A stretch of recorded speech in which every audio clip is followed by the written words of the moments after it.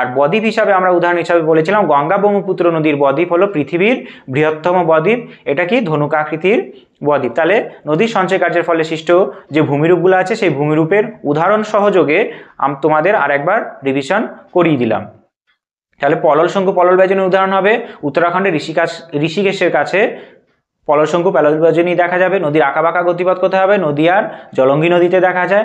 আরও ভাগীরথী নদীতেও দেখা যায়, উত্তরপ্রদেশে, বিহারে, পশ্চিমবঙ্গেও ভাগীরথী নদীরও আঁকাবাঁকা গতিপথ দেখা যায়। অশ্বক্ষাকৃতি হ্রদ কি বললাম? মুর্শিদাবাদে মতিঝিল একটা অশ্বক্ষাকৃতি হ্রদের উদাহরণ। আর কাটোয়ার কাছে অগ্রদ্বীপেও অনেক অশ্বক্ষাকৃতির হ্রদ দেখা যায়।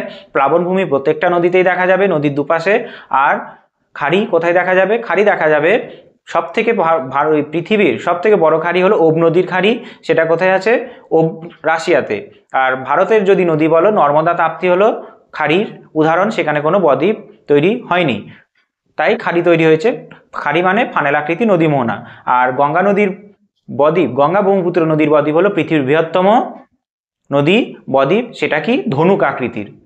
তবে বোঝা গেল নদীর সঞ্চয় কার্যের ফলে সৃষ্ট ভূমিরূপ এবং তার উদাহরণ সহযোগে বিবরণ, এবং আলোচনা করার সঙ্গে সঙ্গে সাইডে তোমরা ছবিও দেখতে পারলে, খুব সহজেই বুঝতে পারলে যে জিনিসগুলো আসলে কি।